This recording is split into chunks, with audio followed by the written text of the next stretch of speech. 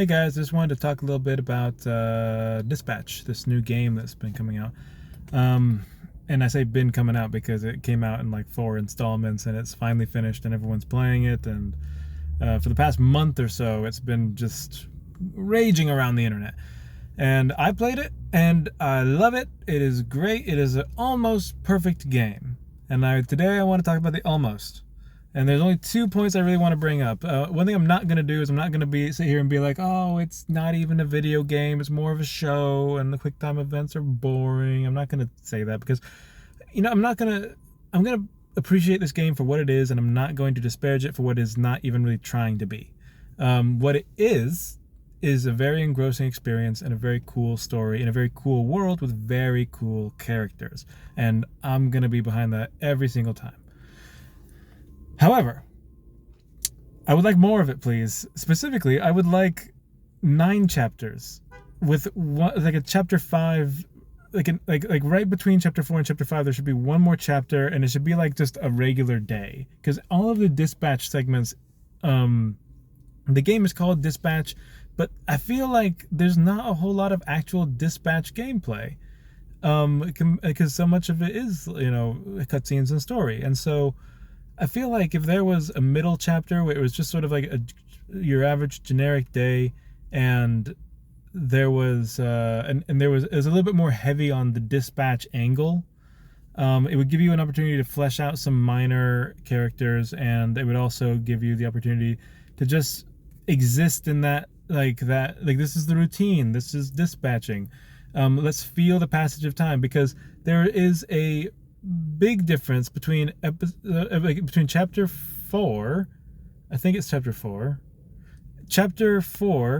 when people are getting used to the new guy, and Robert's dealing with all of his romantic stuff, because chapter 3 you have the introduction of the new character, chapter 3 you have cut day, chapter 4 you have the introduction of your new character, and then in chapter 5 we're all getting in bar fights together, and at the beginning of chapter 6 it's like we're this close-knit group, all the way to the point where in chapter 7 they're all sitting around having this meeting that they never would have had. And it's like, I feel like there should have been one more chapter just to give that transition a little bit more growth, where you really feel them. Like maybe you introduce a side character who is kind of like a Phenomenon, in the sense that he's like a bona fide hero, and he kind of is like, hey, Z Team's coming along, Z Team's doing okay, just to help us feel that. And moreover, just to, as from a gameplay perspective,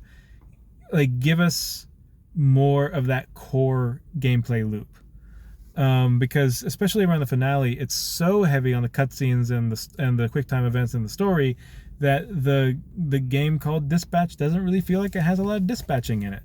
And so I would have loved that extra chapter. However, whenever I tell stories, I love letting them breathe, and I always say that my favorite dialogue to write is dialogue that goes almost nowhere, because it's like 2 characters kind of going like, what? You say something? No. Oh. You say something? No. Okay. Like, that's some of my favorite dialogue to write, just because for me that's when the characters feel the most alive. And I don't always get to write that dialogue because it is very indulgent and goes nowhere.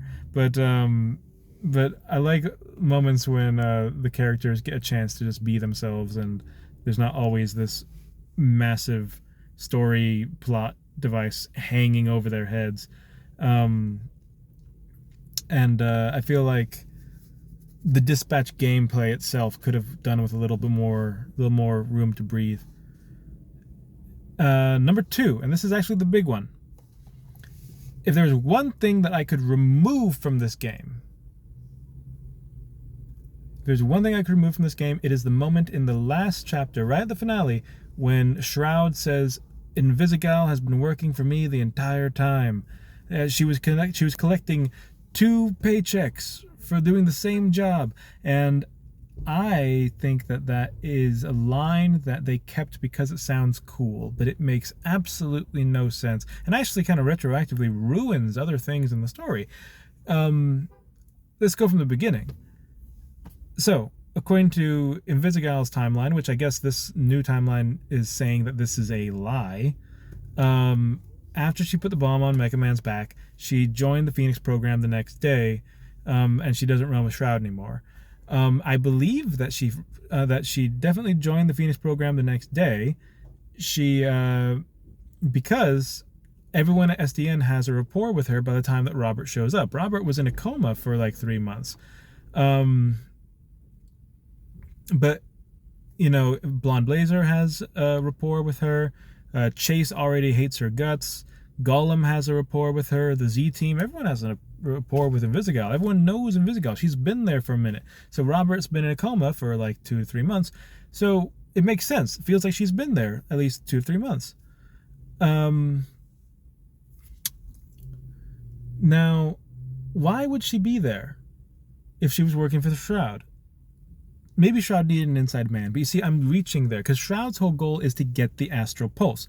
Mega Man goes boom, the Astral Pulse is somewhere. He doesn't know where, so he should be out looking for it. Why would he bother sending someone into SDN who at this point hasn't really entered the picture? Because Mega Man was not part of SDN. Mega Man was independent, at least to my knowledge. Mega Man was not, you know, being dispatched by other heroes. So that makes no sense, really. Like, I mean, like I said, I guess you could, if I was to bend it, you could be like, oh, well, maybe Shroud just wanted someone on the inside. Maybe his hyper predictive brain, like, predicted that at some point, there would be like a need to have someone in SDN, so he put Invisigal there from the beginning. Because he knew that Blonde Blazer was going to come and recruit Robert, and that was going to be the key to getting the Astral Pulse. Because all these things, Shroud's goal is to get the Astral Pulse. And everything in the story seemed to be in aid of that, but at least you think it would be, but it doesn't feel like it is. It feels like it's like he's sitting on his hands a lot, which, and, okay, moving on. Then, in the bar scene, where Shroud gets the drop on Robert in chapter 7, and that sets up the whole big final battle, it doesn't make sense for Robert to be there. He is in the Sardine, which is the same bar that he went into with the Z Team and got in that big bar fight in chapter 5. So he's in the Sardine, he knows it's a villain bar, and yet he's there by himself, looking for trouble. Doesn't really make sense unless he was really like looking to do something. But like, again, it's like, it's not, I guess, suppose it makes some emotional sense, but then later, like in Invisigal, it's like, oh, I knew that Shroud would get the drop on you. It's like, Shroud didn't get the drop on him. He walked right into the den of Shroud. He knew it was a hive for the Red Ring because he had just had a fight with the Red Ring there. Why would he do that? And then this is when Shroud reveals that Invisigal played both of them. Invisigal had stolen the Astral Pulse for herself. This makes sense. It makes sense that she wouldn't want to give to Robert right away, and also it adds this extra, just a little bit of extra spice to the story of, do you want to trust Invisigal, do you not? A little bit forced, but it's okay, it's fine. Where it becomes a problem, though, is at the end, when Shroud says, Invisigal was working for me the whole time. That's right, and she's actually on my side. And it's like, wait, if she was on your side, why didn't she just give you the Astral Pulse? If you knew that she had the Astral Pulse, why would you beat her up if she was on your side to get the Astral Pulse? Then when you found out that she had taken the Astral Pulse, why weren't you just like, hey, give me that, stop playing around? Or maybe, like why would you think that she was still on your side? If she stole the Astral Pulse, I would, in that situation, be like, oh, I guess she's turncoat. I would no longer think that she was an ally. And so then maybe Shroud is just lying in this situation. Maybe Shroud is saying, oh, I'm just going to say this thing that's going to fuck with Robert and fuck with the Z Team and mess with everyone's trust for Invisigal because, you know, it's hard to trust her anyway. But then, if you get the evil ending, when Invisigal pops up on the roof next to him, there's a moment where he goes oh, like Invisigal, deal with this for me, you know? And why would he think that she is on his side? He has zero reason to believe that she is on his side. And at this point, with her stealing the Astropulse, which is his primary goal, it makes no sense for her to be on his side. It makes no sense for us to believe that she is on his side. It makes no sense for him to believe that she is on his side. And so, if you just take out that line where he says she was really on my side, 2 paychecks, 1 job, that whole line, you just take that thing out. And okay, well, how does Invisigal get away from the group?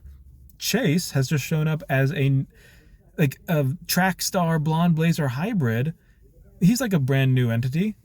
And so what you do is you have him like make some small move. Everyone kind of points their guns at him. And then when they turn back, Invisigal's gone. Not even like really make a big deal about it. Just like, you know that she can slip away like that. She does that. And that's how she got away and got onto the roof to either stand in front of that bullet or stab Shroud in the throat, depending on the ending you get. And so, yeah, that one moment, that one line, take that one line out, and the story and the continuity makes so much more sense. I feel like they just wanted to get one last little twist in, and I just don't think it worked. Anyway, those are my thoughts on Dispatch. Apart from those 2 things, I really enjoyed it. I thought it was an absolutely stellar game, and I can't wait for Season 2 if there's going to be a Season 2. I have thoughts on what they should do with Season 2.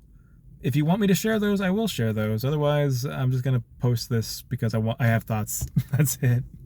All right. Be well, everyone.